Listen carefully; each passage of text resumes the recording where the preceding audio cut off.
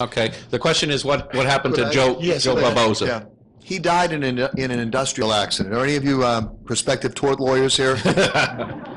He was machine gunned to death on the streets of San Francisco. That was his industrial accident. What happened to Barboza, real quickly, because I did a lot of work on this, he was placed in the Federal Witness Protection Program. He was given a new identity. His name was Joseph Bentley. He worked as a chef on a cruise ship out of Santa Rosa, California. While he was in Santa Rosa, California, as a member of the Federal Witness Protection Program, he met another couple who he wanted to do some criminal business with.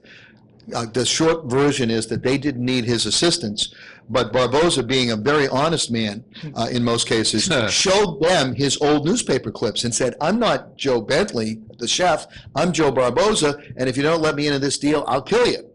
And he was a man who was good to his word, and on the weekend of July 4th, 1970, he shot and killed a man named Clay Wilson in front of Clay Wilson's wife, Dee Wilson, and his date for that night, a woman named Paula Ramos. It's very bizarre.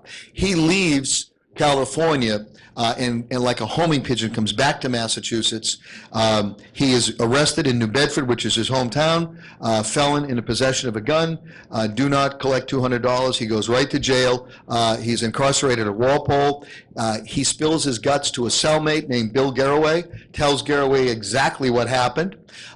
Garraway then writes this information to his lawyer, a fellow by the name of Steve Duke, who was a law professor at Yale, who played a role in this case, which we might get into later. Bottom line is, Garraway ratted Barboza out, and Barboza is brought back to Santa Rosa, California, to face the trial for the murder of Clay Wilson, facing the electric chair. Guess who showed up at his trial unannounced as character witnesses? Anyone want to guess? Some of you might know. FBI agents Paul Rico, Dennis Condon, and the head of the U.S. Strike Force here in Boston, Edward Harrington, who eventually became a federal judge. Victor and I have talked to the lawyers, the prosecutors, and the defense lawyers in that case, and they said, we had no idea. We had this street hood who had killed somebody. He was going to go to the chair, and all of a sudden the FBI shows up and said, he did great work in Boston. He put some bad people in jail, like Joe Salvati. True story. The prosecutor said, we might lose this case. They accepted a plea agreement of murder in the second degree. Barboza was sentenced, how about this for a sentence? 5 years to life. A lot of discretion there. He served 3 years in a federal farm in Montana.